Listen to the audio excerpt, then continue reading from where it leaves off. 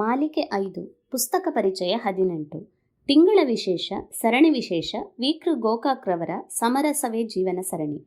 ಪುಸ್ತಕದ ಹೆಸರು ನವಯುಗ ಪ್ರವರ್ತಕ ನರಹರಿ. ಲೇಖಕರು ವಿ.ಕೃ. ಗೋಕಾಕ್. ಅಭಿಪ್ರಾಯ ಯೋಗೀಶ್ ಜಮದಗ್ನಿ. ಓದುತ್ತಿರುವವರು ಪಲ್ಲವಿ ಎಂ.ಆರ್.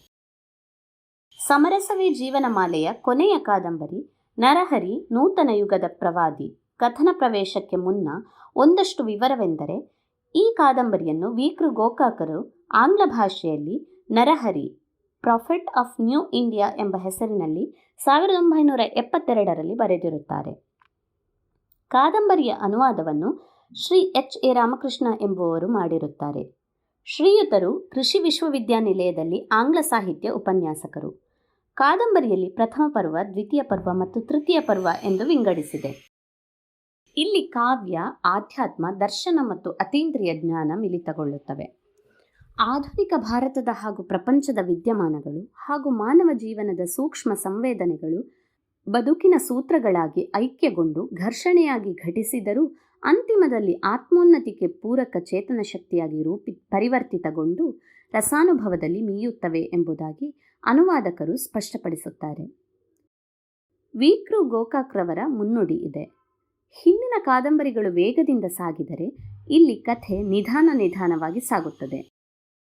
ಅಂತಿಮ ಭಾಗವಾದ ಈ ಕಾದಂಬರಿಯಲ್ಲಿ ಕಥನಕ್ಕಿಂತ ಮಿಗಿಲಾಗಿ ಸ್ವಾತಂತ್ರ್ಯ ಪಡೆದ ನಂತರದ ಭಾರತದ ವಿವರಗಳು, ನರಹರಿ ತನ್ನ ಕನಸಿನ ಕೇಂದ್ರವನ್ನು ನಿರ್ಮಿಸುವ ರೀತಿ, ಆಧ್ಯಾತ್ಮದ ವಿವರಗಳು ಇವೆ.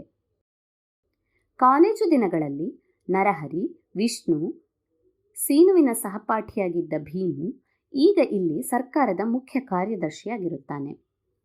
ರಾಷ್ಟ್ರಕ್ಕೆ ಸ್ವಾತಂತ್ರ್ಯ ಬಂದು ಅನೇಕ ವರ್ಷ ಕಳೆದಿದೆ. ಭೀಮು IAS ಪಾಸಾಗಿ ಯಶಸ್ಸು ಹಾಗೂ ಅನುಭವಗಳ ಮೂಲಕ ಸರ್ಕಾರಕ್ಕೆ ಬೇಕಾದ ಅತ್ಯಂತ ವಿಶ್ವಾಸಾರ್ಹ ವ್ಯಕ್ತಿಗಳಲ್ಲಿ ಒಬ್ಬನಾಗಿ ಜನಮನ್ನಣೆ ಗಳಿಸಿ ಜನಾನುರಾಗಿಯಾಗಿದ್ದು ಮುಖ್ಯಮಂತ್ರಿಗಳ ಗೌರವಕ್ಕೆ ಪಾತ್ರನಾಗುತ್ತಾನೆ. ಸಭೆ ಸಮಾರಂಭಗಳಲ್ಲಿ ಭಾಗಿಯಾದರೂ ಹಲವಾರು ಸಮಸ್ಯೆಗಳು ಉದ್ಭವಿಸಿರುವುದನ್ನು ನೋಡಿ ಕಂಗಾಲಾಗಿರುತ್ತಾನೆ. ಅದರ ಪರಿಣಾಮ ಏನಾಗುತ್ತದೆ? ನರಹರಿಯು ಕೇಂದ್ರಕ್ಕೆ ಹೋದದ್ದು ಏಕೆ? ರಾಜಕಾರಣಿಗಳ ಅವ್ಯವಹಾರ, ಕಾರ್ಮಿಕ ಸಂಘಟನೆಗಳ ಪಿತೂರಿ, ಸಂಯಮ ಶಿಸ್ತು ಉಲ್ಲಂಘನೆ, ಕಳ್ಳಭಟ್ಟಿ ಇವೆಲ್ಲ ಆಧುನಿಕ ಭಾರತ ಕಂಡ ಅನೇಕ ಸಂಗತಿಗಳನ್ನು ವರ್ಣಿಸಲಾಗಿದೆ. ಕೇಂದ್ರದ ಬೆಳವಣಿಗೆ, ಅಲ್ಲಿ ಸತ್ಯದೊಡನೆ ಸೌಂದರ್ಯವು, ಸೌಂದರ್ಯದೊಡನೆ ಸಜ್ಜನಿಕೆಯು, ಸಜ್ಜನಿಕೆಯೊಂದಿಗೆ ಪ್ರೇಮವು, ಪ್ರೇಮದೊಡನೆ ದೈವವೂ ಇದ್ದು ಮಾನವ ರೂಪ ಧರಿಸಿ ನೆಲೆಸಿತ್ತು ಎಂದು ವರ್ಣಿಸಲಾಗಿದೆ. ಕುಸುಮ ಪೂರ್ಣ ಜೀವನ ಕೇಂದ್ರ ಸ್ಥಾಪನೆಗೊಂಡಾಗಿನಿಂದ ಸುಮಾರು 30 ವರ್ಷ ನರಹರಿಯೊಂದಿಗೆ ಶ್ರಮಿಸಿದ್ದಳು. ಅವಳ ಇಹಯಾತ್ರೆ ಮುಗಿಸಿದ ನಂತರ ಕಥೆಗೊಂದು ತಿರುವು. ನರಹರಿ ಪರಿವರ್ತನೆಗೊಂಡ ನವಮಾನವನಾಗಿದ್ದ, ಪೂಜ್ಯನಾಗಿದ್ದ. ಅವನು ಸಮಾಧಿಸ್ಥಿತನಾದರೆಂದರೆ ಬೇರೆ ಬೇರೆ ಲೋಕಗಳಲ್ಲಿ ಸಂಚರಿಸಬಲ್ಲ ಎಂಬ ವದಂತಿ ಇತ್ತು. ಇಲ್ಲಿಂದ ಮುಂದೆ ಹಲವಾರು ಪಾತ್ರಗಳು ಬಂದು ಹೋಗುತ್ತವೆ. ಕಥೆಯ ಓಟಕ್ಕೆ ಅಡ್ಡಿ ಬರುವುದಿಲ್ಲ. ಅಂತಹ ಪಾತ್ರಗಳಿಂದ ನರಹರಿಯ ವ್ಯಕ್ತಿತ್ವ ಎಷ್ಟು ಗಟ್ಟಿ ಎಂಬುದು ವಿದಿತವಾಗುತ್ತದೆ. ಕೆಲವು ರೋಗಿಗಳನ್ನು ಸ್ಪರ್ಶ ಮಾತ್ರದಿಂದ ಗುಣಪಡಿಸುವ ನರಹರಿಯ ಶಕ್ತಿ ಅಚ್ಚರಿ ಸಂಗತಿ.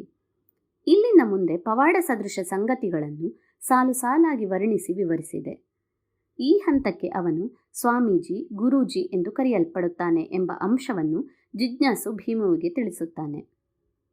ವಿಶ್ವಮಾನವ ಸಂಸ್ಕೃತಿ ಸಂದೇಶ ಪ್ರಚಾರಕ್ಕಾಗಿ ಒಂದು ಕಾರ್ಯಕ್ರಮ ಏರ್ಪಡಿಸಲಾಯಿತು. ಈ ಯೋಜನೆಗೆ ಸರ್ಕಾರ, ಉದ್ಯಮಿಗಳು ಭಾಗಿಯಾದರು. ವಿಕಸನ ದಾರಿಯಲ್ಲಿ ನಡೆಯುವ ಪಯಣಿಗರಿಗೆ ನರಹರಿ ದಾರಿ ತೋರುವ ತಾರೆಯಾಗುತ್ತಾನೆ. ಜಗತ್ತಿನ ಬೇರೆ ದೇಶಗಳು ತಮ್ಮದೇ ಆದ ಸಂಕಷ್ಟದಲ್ಲಿ ಮುಳುಗಿದ್ದರೆ ಭಾರತ ಬಡವಾಗಿದ್ದರೂ ಆಧ್ಯಾತ್ಮಿಕತೆಯನ್ನು ಜೀವಂತವಾಗಿರಿಸಿತ್ತು. ಅಂತಹ ಸಂಸ್ಥೆಯನ್ನು ನಿರ್ಮಿಸಲು ನರಹರಿ ಹಗಲಿರುಳು ಹೆಣಗಿದ್ದನು. ಹಿಂದೂ ಧರ್ಮದ ಜನಗಳು ಬಂದಾಗ ಶಾಸ್ತ್ರಗಳು, ಪೂಜ್ಯ ಗ್ರಂಥಗಳು ನಿರ್ದೇಶಿಸುವ ನೀತಿ ನಿಯಮ ಪಾಲನೆ ಮಾಡಲು ತಿಳಿ ಹೇಳಿ ವೇದ ಉಪನಿಷತ್ತು ಕಲಿಯಲು ಏರ್ಪಾಟು ಮಾಡಿದ. ದೇಶದ ಎಲ್ಲೆಡೆ ಶಾಲಾ ಕಾಲೇಜು ತೆರೆಯಲು ಅನುಯಾಯಿಗಳಿಗೆ ಕರೆ ನೀಡಿದ. ತನ್ನ ಕೆಲಸಗಳಿಂದ ವಿದ್ಯಾರ್ಥಿಗಳ ಆರಾಧ್ಯ ದೈವವಾದ ರೀತಿ ಸೊಗಸಾಗಿ ವರ್ಣಿಸಿದ್ದಾರೆ ಲೇಖಕರು. ಆದರೆ ಅದೇ ರೀತಿ ಸಂಘ ಸಂಸ್ಥೆಗಳ ಅಸ್ತಿತ್ವಕ್ಕೂ ಧಕ್ಕೆ ಬಂದಾಗ ಆದ ಸತ್ವ ಪರೀಕ್ಷೆಗೆ, ಸಂಸ್ಥೆಯ ಪ್ರಕ್ರಿಯೆ ಎಲ್ಲವೂ ಕಥೆಯನ್ನು ಮುಂದುವರಿಸಿಕೊಂಡು ಹೋಗುತ್ತದೆ. ಕಾದಂಬರಿ ಭೀಮು ಬರೆದ ಒಂದು ದುರ್ಗೆಯ ಕವನದೊಂದಿಗೆ ಮುಕ್ತಾಯವಾಗುತ್ತದೆ. ಉಪಸಂಹಾರ.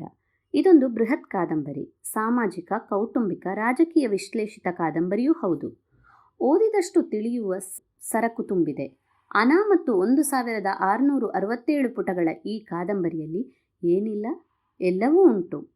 ಇದರಲ್ಲಿನ ಕೆಲವು ಅಧ್ಯಾಯಗಳು ವಿಮರ್ಶಿಸಲು ಆಗದಷ್ಟು ಪ್ರಖರ ಎನಿಸುತ್ತದೆ. ವಿಮರ್ಶಿಸಲು ಗುಂಡಿಗೆ ಬೇಕು. ವಿಮರ್ಶೆ ಮಾಡುವ ಎಂದು ಹೊರಟಾಗ ಕಥಾ ಓಟಕ್ಕೆ ಆದ್ಯತೆ ನೀಡಿದೆ. ಒಟ್ಟಿನಲ್ಲಿ ಒಂದು ಅದ್ಭುತ ಚಿಂತನಾತ್ಮಕ ಎಳೆಯನ್ನು ಹೊಂದಿರುವ ಕಾದಂಬರಿ ಸರಣಿ. ಒಮ್ಮೆ ನೀವು ಓದಿ ಆನಂದಿಸಿ. ಧನ್ಯವಾದಗಳು.